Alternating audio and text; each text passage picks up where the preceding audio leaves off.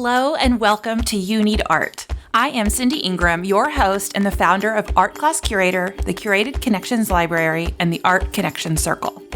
This is the podcast where we connect with the human spirit and our deepest selves through the power of art. Art is here for you as a catalyst, a challenger, a coach, and a comfort. Before we get started, take a moment and fill your lungs with a deep breath. Relax your shoulders and get ready to discover what art has to teach you. Hi, everybody. This is Cindy Ingram from You Need Art. And today on the podcast, I have a re-release for you of a conversation that I had back in the spring of 2021 with Madalyn Gregory. And it was the first time that we ever did a podcast about having an art conversation together. And what we talked about was Death and Life by Gustav Klimt.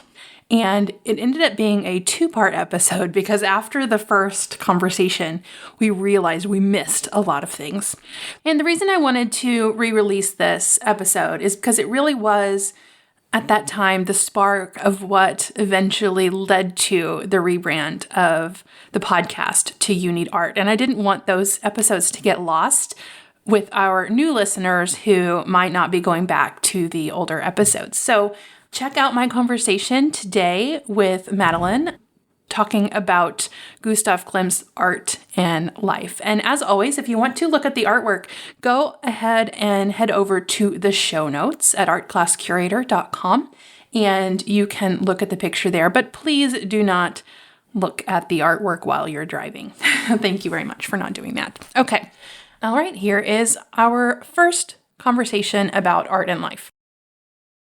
Hello, everybody, and welcome back to the Art Class Curator podcast. My name is Cindy Ingram, and I'm excited today because we are going to try a brand new type of episode where I get to have art conversations with other people where we talk about some of their favorite works of art. We talk about what drew us to it. We analyze and interpret, talk about our personal connections, and just sort of dive deep into a work of art. So for our first guest for this episode is someone who works for Art Class Curator, and she is also one of my very best friends of the last 10 plus years.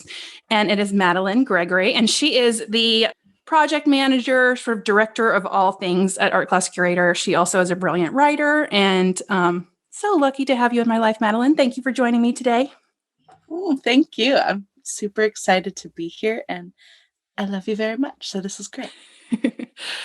We've always talked about how we think it would be fun to have a podcast together. So we're actually going to test that out for you today, see if we're actually, if that's true or not. So that'll be interesting. But the artwork that we're talking about today, can you tell us what artwork it is and why you chose it? Yes. I chose Death and Life by Gustav Klimt. It is an artwork that I saw in person whenever we were together in Vienna for one of the Art Class Curator trips. And it totally stopped me in my tracks, and I kept coming back to it again and again and have never forgotten it. And it, even looking at it now, gives me goosebumps and just makes me feel all the feelings. So I thought it would be fun to talk about. Yeah. And so we were together on this. And sidebar, if you want to travel with Art Class Curator, we do have an upcoming trip next summer in June of 2022. And we're going to Vietnam, Cambodia, and Thailand. So that will be amazing. If you want information about that, you can go to artclasscurator.com/travel. Quick sidebar. But yeah, we had spent the whole day together in Vienna and saw that exhibit in the evening. And we were both completely and utterly wrecked by the end of that exhibit. And we had kind of come together and were apart most of it and kind of came and saw each other throughout the exhibit. But by the end of it, we both looked at each other. We're like, we had been crying. We were like, just so emotionally spent from that. For me, it was the whole exhibit, but this artwork in particular was so very powerful. Do you remember, like, you said it stopped you in your tracks. Do you remember anything specific about like how you felt when you saw it for the first time? Oh, yeah, definitely. I mean, His artworks have always stood out to me. I mean, they're famous. My mom had a print of the kiss hanging in our hallway whenever I was growing up. So, like, I had always known him, and I think I had seen this artwork, on calendars and stuff, maybe a couple times, but never really looked at it. And earlier that day, we had seen some of his artworks at another museum, and it like we saw the kiss, and then the one with the really tall sunflower, I remember seeing that one too, and like they were great, but there was a ton of people, and it couldn't have that moment. And we went to the Leopold Museum, right? And we walked around, and it was already great, and it was one of the moments where we were separated and I was on my own, and I was already like loving the artwork, and it was so great. And I turned from one room to another, and it was at the end of the room. So it was on the opposite wall, and there was nobody else like in the room at that moment, which was incredible. And I just stopped. Like, I was like, oh my goodness, because it was so big and so colorful, and it was like love at first sight, but with an artwork. And so I walked to it, and I remember there was a bench in the way, and I was a little bit upset because I just wanted to walk straight to it. I had to walk around the bench, and I just stared and wondered about who these people were and all of their emotions. And I just got teary, and it was great. And eventually, of course, other people did come along. And so I felt bad because I was like right in front of it and doing all the things. So like I walked away, and I went and saw some other art. And then I knew the museum was closing soon. So I came back, and I was like, I don't care if anybody else is here. I'm just going to stand in front of it until I can't stand in front of it anymore. Yeah. Oh, it was amazing that we were in, a kind of a tourist place in the middle of July, and there was very few people at that exhibit. Outside in the square, there was, I think just because there was a concert going on, there was like all sorts of people and everywhere. But inside, we were just kind of had the place to ourselves. It was pretty amazing.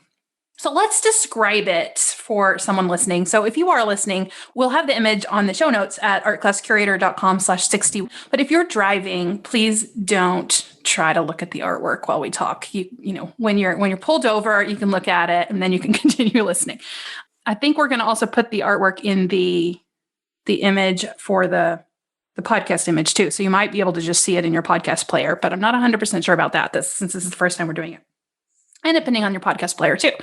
So yeah, let's describe it for a little bit. So in the painting, we have there's two, areas. On the left side, we've got a skeleton with a skull and hands, and he's holding what looks like maybe a club or something. Do you get a weapon vibe from that too? Definitely. I always like cudgel is the word that comes to mind, but yeah, it's almost like a baton or something, but it's kind of red. It's not.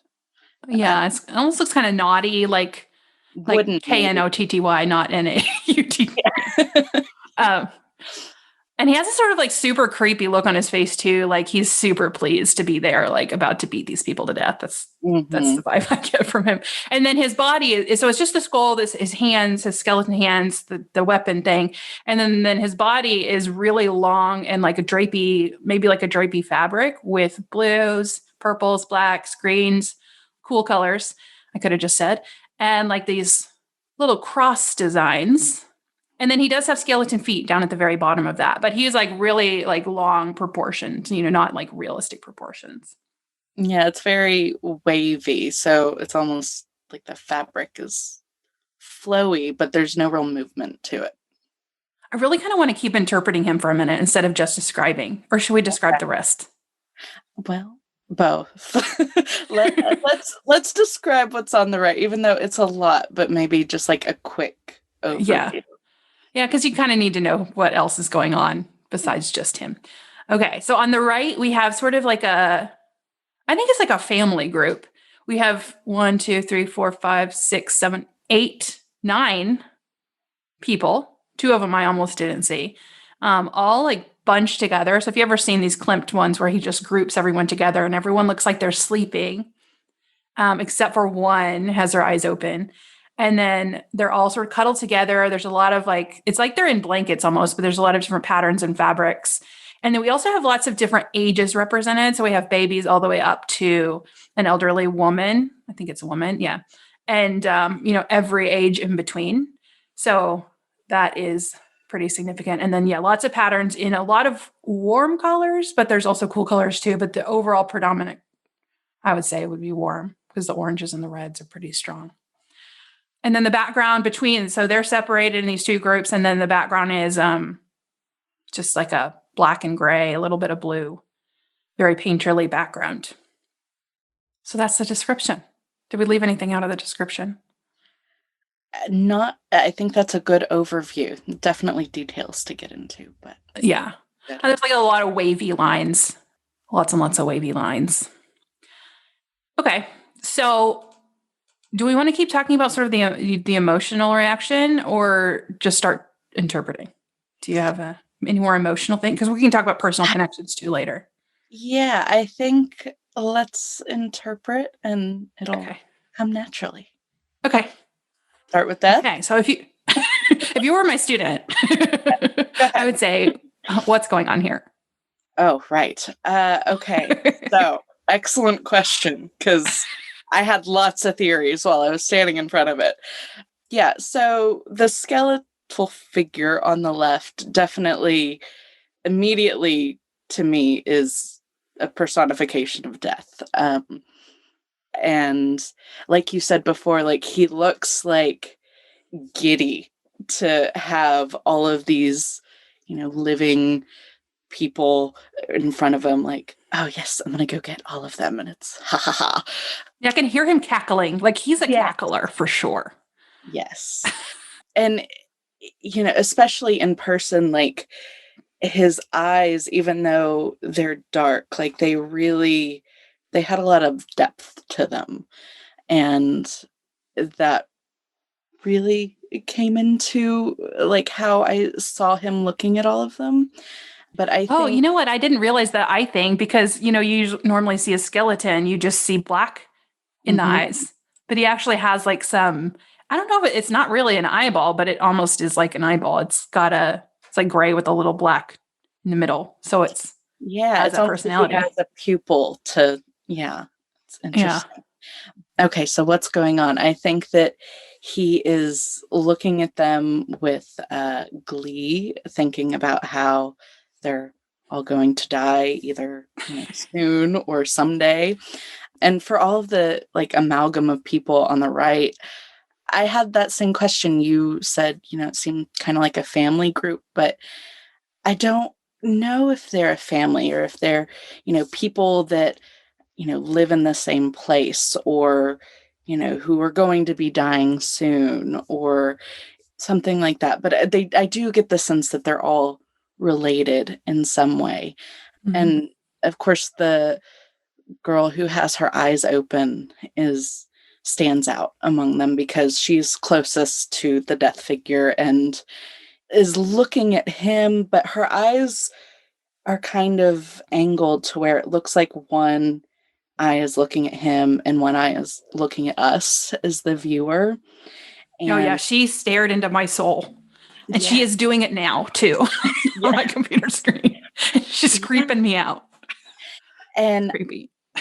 I have a lot of thoughts. I feel like she could be aware of death. She could maybe be welcoming him, but like she definitely wants us to think about, I think, our own mortality.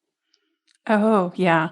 Yeah, she could be one of those people who like can channel, or not channel, but like, are like super intuitive and like can feel, I don't know, she'll like spiritually awakened or something, like she knows what's happening here. And everybody else seems to kind of like just lost in their own like contentment. Mostly everyone else. No. Some of them are content and some of them are not. So I take that back. Mm-hmm.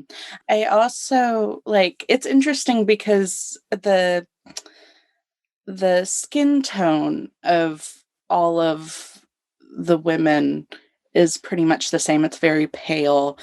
the oldest kind of has like a gray like sheen to her, but then the two that seem male in the painting, like the baby boy is a little pinker, that fresh, baby wonderfulness. And then the man, he's, very strong and muscular, but he's also much darker, which I thought was interesting. But part of me wondered if the two figures kind of in the front, because the man was kind of holding a woman, made me wonder if they were maybe the parents of the baby.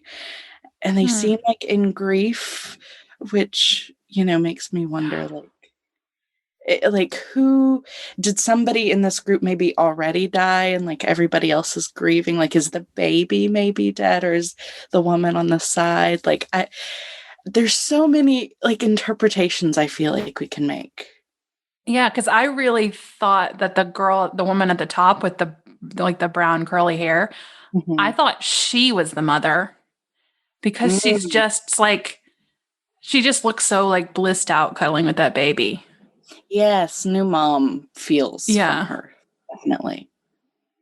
But yeah, the two at the front seem very distraught. What? Yeah, and I never thought about it. Like, what? Maybe I did think about it. It's been nearly 2 years since I went to see it, but I don't think I ever thought that some of these people could be dead. Hmm. Because even though, like the one that's at the bottom left Hmm. beside the man, The like she's figure. almost like drowning in there. Yes. Um, what's she doing? Hmm. So, what do we think that the skin tone thing could mean? Do you think that there's any sort of symbolism there or meaning, or is it just like it could be just a balance thing with the art too? But was he trying to say anything there? I always think it's more interesting to assume, even if it was an artistic choice, that there's some meaning behind it.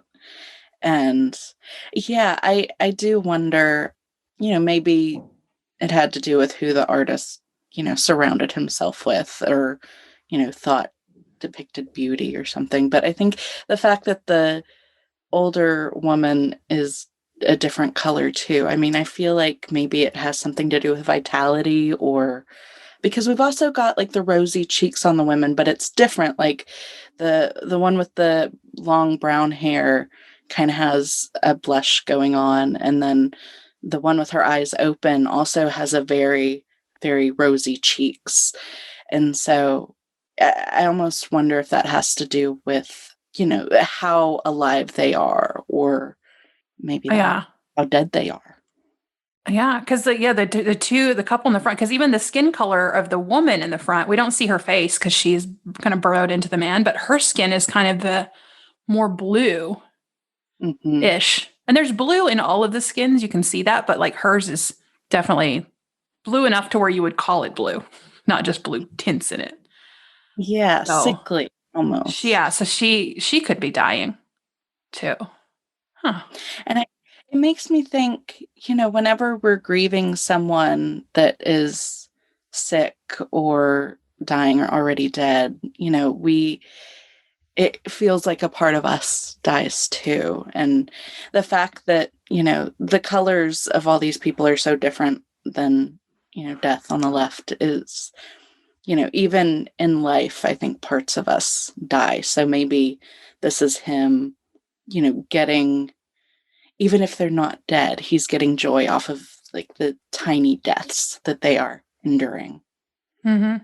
Yeah, because another part of grieving someone's death is you don't just lose the person, but you lose the future that you had imagined for that person.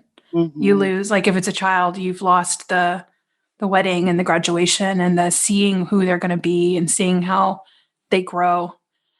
And so you're not just grieving the loss of that person, but the loss of that person for forever and what you've built up in your head Hmm. of what that person will become. So sad. I know.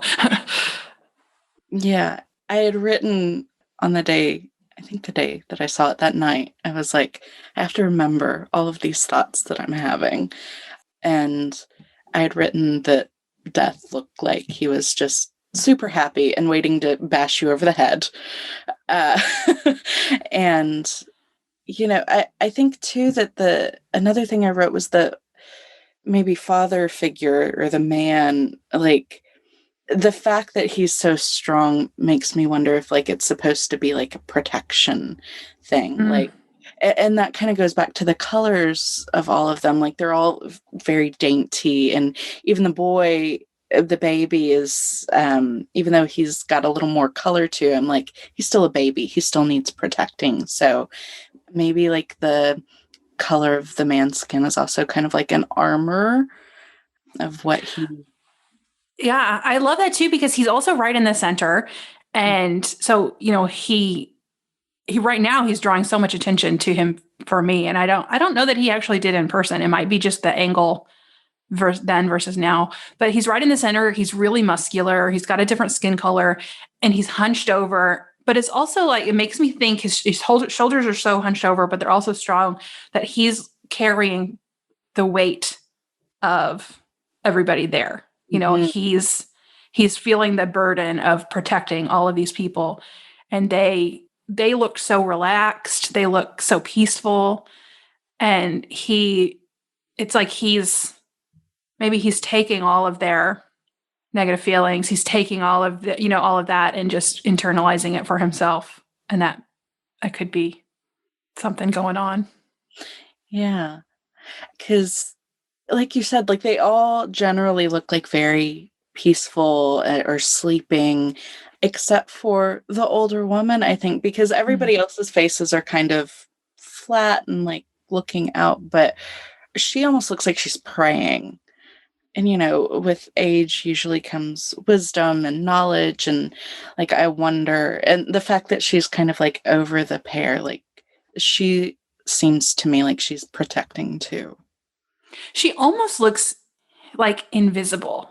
Like we see her, but Oh. like she's also, you don't see really any of her body other than just like, right under her head, there's some pattern, or maybe her hand. Oh, she does have a hand that's touching the baby's thigh. I did not see that until just now. Mhm. Or you know what? That could be the girl behind her's hand too. Yeah, it's not clear. But she's looking down and she's real like in her shoulders are not like full shoulders. They're like really pulled in. So it's almost like she's like she looks like she feels really alone to Mhm. me. Very And solitary figure, because she's even got more blue than anybody else does, which yeah. maybe signifies her being close to death too, because he's got all the cool colors. Yeah. And most everybody in there is interacting with another of the characters in some way. Like even the creepy girl, she's not really touching the girl next to her, but her head is sort of leaned up against, like she's like cuddling Mhm. with her back. Everybody has this sort of someone in there that they're interacting with, but she, assuming that's not her hand, it Mhm. could, depending on her hand. I really don't feel like that's her hand. That doesn't resonate to me. It's not. I feel like the color, I don't know. I feel like it could go either way. So go with the first. If it's not her hand. Yeah. Yeah, if it's not her hand, that like I feel no, now I'm thinking it is her hand though. But I feel like she's so solitary and alone. And I'm wondering like that could be some sort of comment on how you feel when you get older. And I know I've heard, and I don't know for sure because I'm not elderly, but like I've heard them say that they do feel like they get more alone as they get older. Yeah. I mean, and if it is her hand, the fact that she's touching the baby, I mean, she's going to the next generation, and like, this is the new life that's coming as mine is ending. Yeah, So, I think I like that better. And that hand is really more close to her skin color than the girl behind her skin color. It's got that same sort of bluish, grayish, yellowish vibe to it. I don't yes. know what do you call that color, but he uses so many colors, and you can see them all in there because it's so painterly. I like to imagine too where this is taking place, because that background, even though it's so dark, it has a lot of color in it. And it almost, like because of the death theme. It's like, is it the whole going toward the light thing or going toward the dark maybe? Because it definitely, to me, looks darker on death's side. Mm-hmm. But it also kind of gives me like an outer space type thing, like, separate from the world, certainly. Yeah, but it's interesting because like the jumble of people, I view it as like they're all on a bed with a bunch of blankets, and like it feels really well, if it were me, I would be in utter misery because that's far too many people close to me. But like I love a good like cocoon of blankets and pillows. And so it feels really comforting, but it feels like they're in this sort of beautiful, comforting place, but they know they can't stay there. It's like this Mm. bubble that they're in. And it's like almost like they're, especially the two at the front, feel like they're sort of clinging to stay in that bubble, Mhm. but then they can't stay there Yeah. forever. Hmm.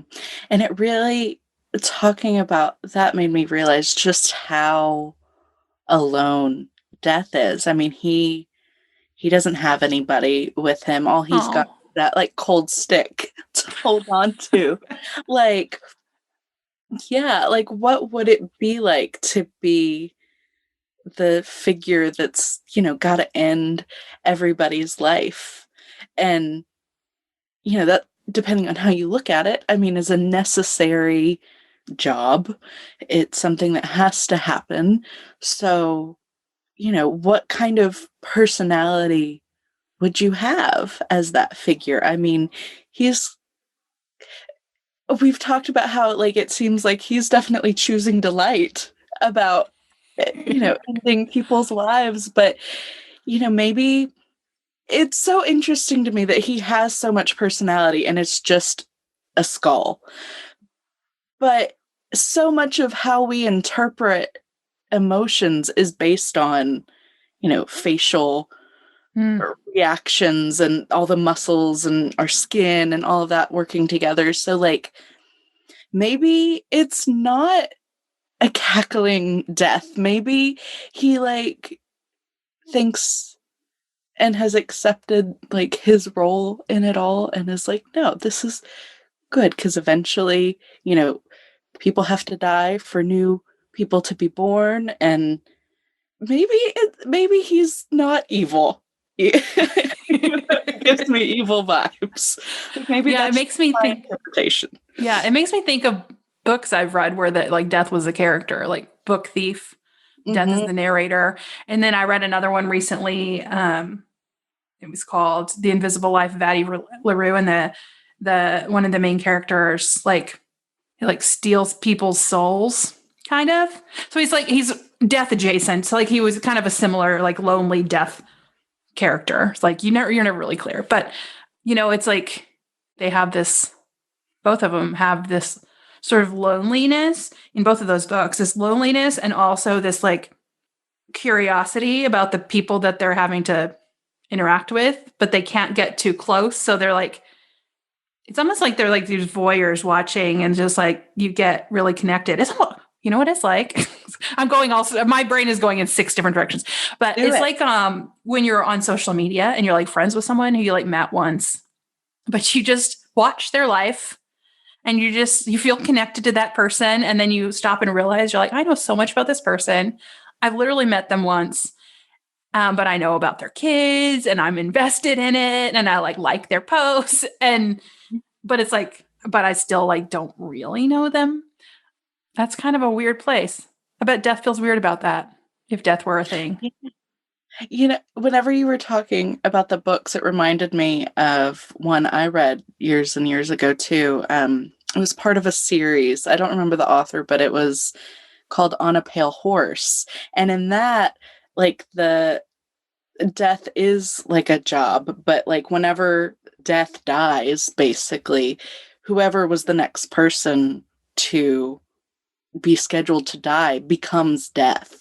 Oh, And so the book opens on like this guy having to turn into death, and like he doesn't want to kill people, and so like there's a backup and all the other like people are like very upset with him that, and it's interesting to me. I mean, he has a human skull. So, like, that makes me think he has to have, like, a connection to humans. He's not, like, this spirit thing happening.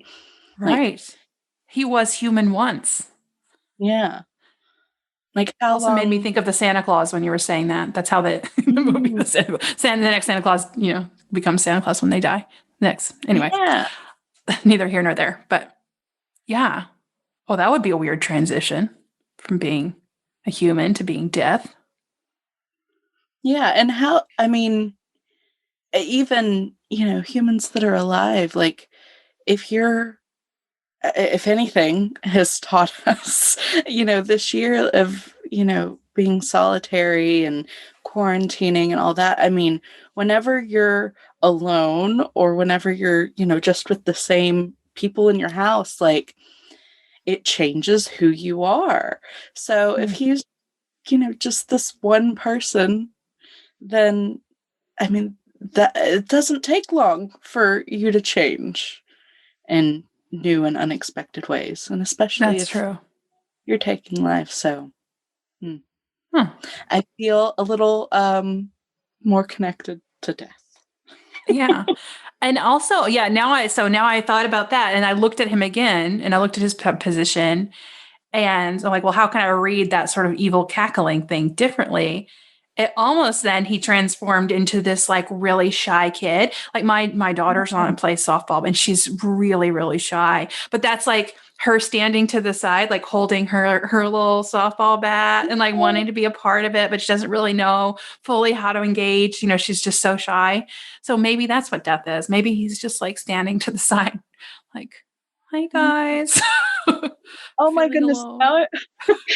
Now I'm thinking of the Nightmare Before Christmas, because Jack like tried Yeah. to take Christmas and like make it.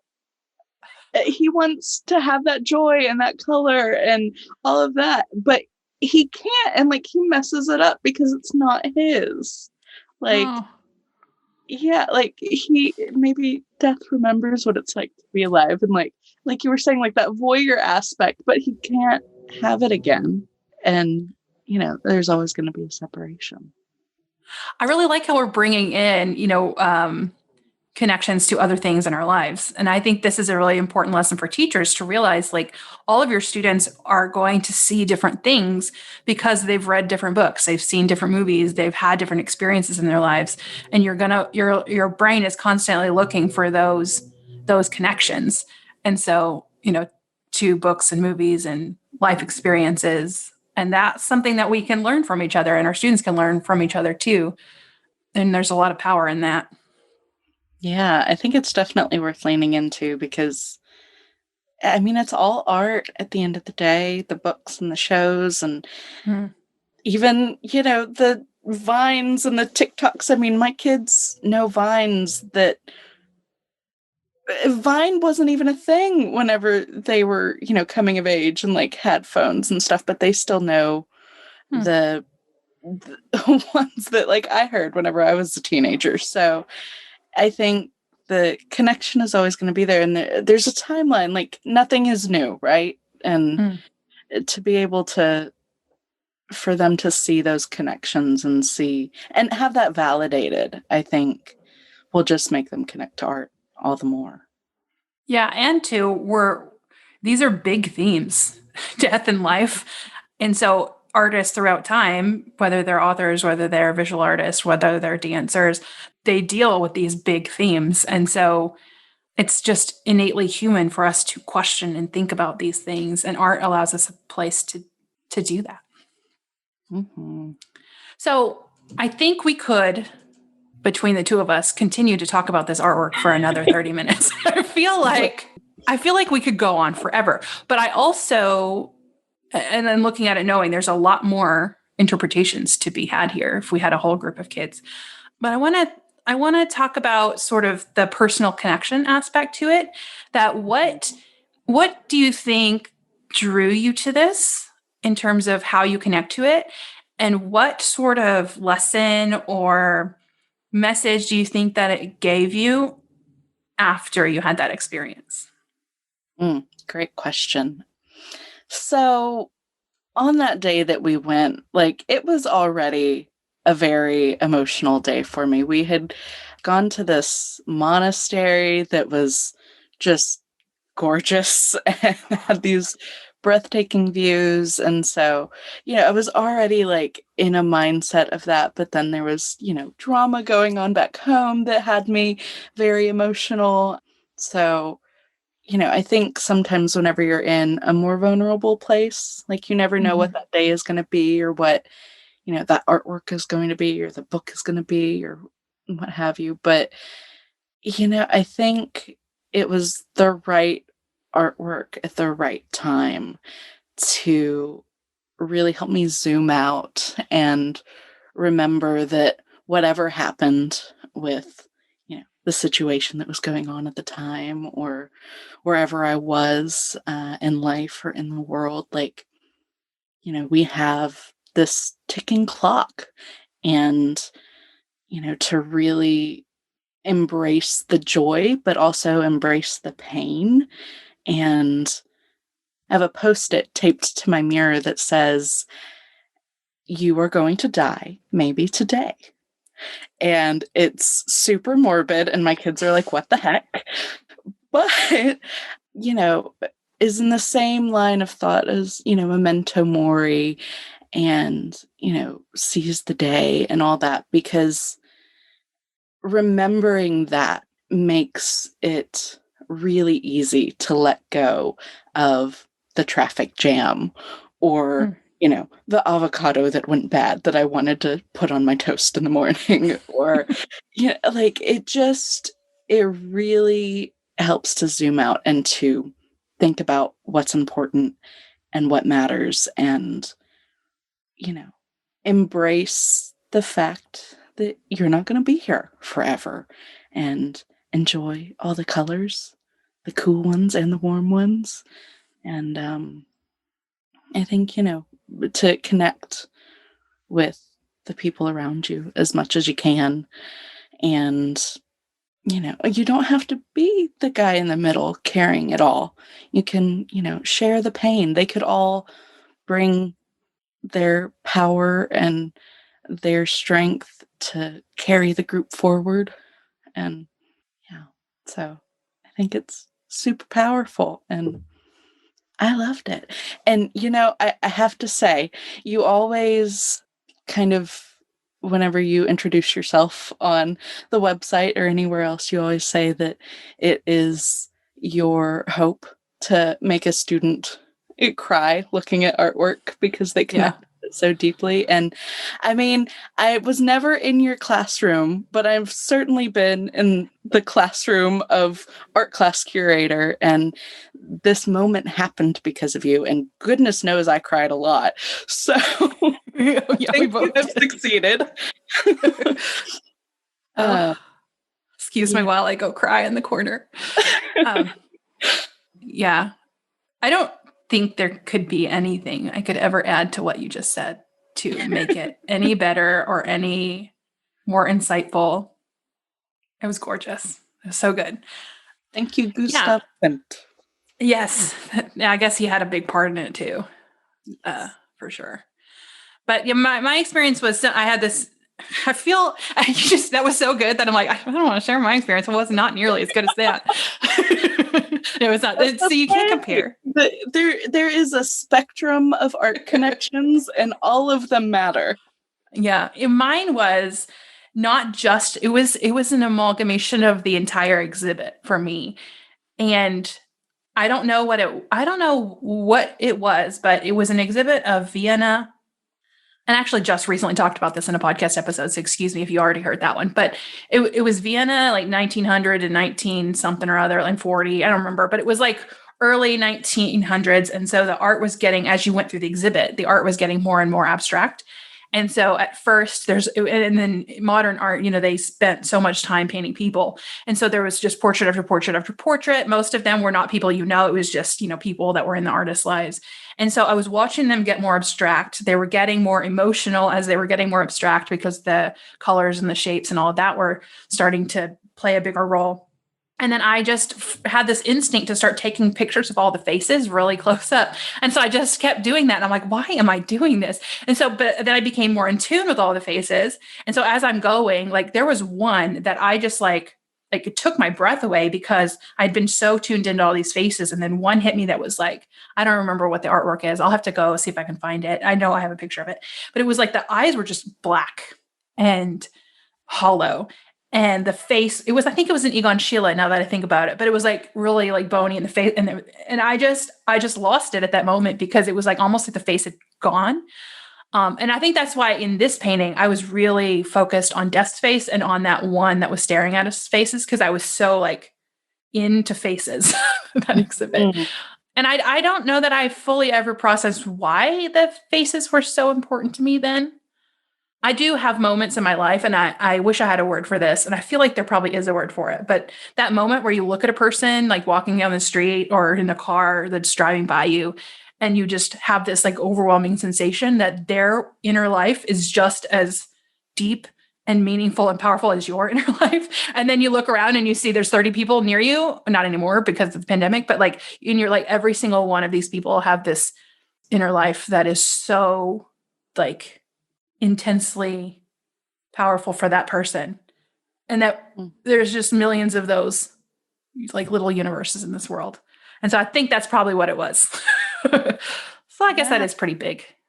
No, it is. And I feel like I've heard a Japanese word at some point that is that exact word that you were looking for. And I don't remember what it was, but maybe somebody out there will email. But I think it's so powerful what you were talking about, especially with, the early art and how it transitioned to being more abstract because, abstract, a lot of people look at it and are like, oh, that's not anything, or that's just shapes or, whatever. And I think it's fascinating because to look at the early portraits that were in that exhibit, it's, somebody sitting there, they were there for a long time, like all that. But I think as they start to get more colorful and get more abstract, I mean, it really brings in the complexity and all that unseen stuff, like you were saying, behind that, we don't see what's going on in a person's life and in their head, even if it is on social media and you did meet them once, like there's all this stuff. And I feel like sometimes the abstract stuff can capture that more fully and in a more emotional way than just straight portraits. Yeah, I think that's probably why I'm drawn to that much more than anything else. The really colorful modern portraits of people, like I just love them. I want to swim in that painting. Mm-hmm. Okay, well, this was an amazing conversation about this artwork. I feel like that was such a delightful way to spend my time. So, yes, thank you so much for joining me today. Thank you for having me. I'll do it again. Everybody let us know. Should we start a podcast just us? Yeah, I want to. Is our instinct true that we should do this? So if you want to tell your art story and share a work of art that's really meaningful to you with the Art Class Curator listeners, we would love to have you on the podcast and have a chat with me about that work of art. So to do that, if you go to artclasscurator.com/podcast, and I'm just going to double check that actually does go to the page. I think, yes, it does. At the bottom of the page, there is a thing that says submit your story. You can go on there and you can put an audio file of you talking about it, or you can just kind of share in the comments the artwork and your interest in being on the podcast. And we would love to have that conversation with you because this was kind of a test to see if this is something that we can do. And I think we passed that test because definitely I would absolutely listen to this and all of the rest of them because I feel so much more connected to that work of art. So also, if you're listening, you can see the artwork on the show notes, and you can also share your thoughts about the artwork and the conversation on the show notes at artclasscurator.com/60, the number 60, or any social media post where you happen to see we're talking about episode 60. So thanks again, Madalyn, for joining me today. And Thank you to you for listening. Bye. Hey guys, it's Cindy and I'm back for just a second. After Madalyn and I had this conversation today, we kept talking about the art, and then we used the app Voxer to talk back and forth sometimes, and then we kept talking about it on Voxer. And even with everything that we talked about, and we were both so excited about that conversation, we realized we missed some really important things. There were some things about gender that we wanted to talk about, and we wanted to share more information, about the work of art and the artist. So we're going to come back for part 2 of this discussion next week. So look forward to that next week on Monday and hear more about this really incredible work of art. Thanks. Bye. When was the last time you did something only for you? Something that put you in touch with your innermost thoughts and feelings? Something that filled your bucket and inspired your spirit? Too many of us can't remember the last time we took the time to do something like that. A lot of people have never done it at all. But that's exactly what the Art Connection Circle is all about. If you want to seek a deeper connection with yourself and with the human spirit, the circle is for you. Learn more about what the Art Connection Circle has to offer you and how to join at artclasscurator.com/circle.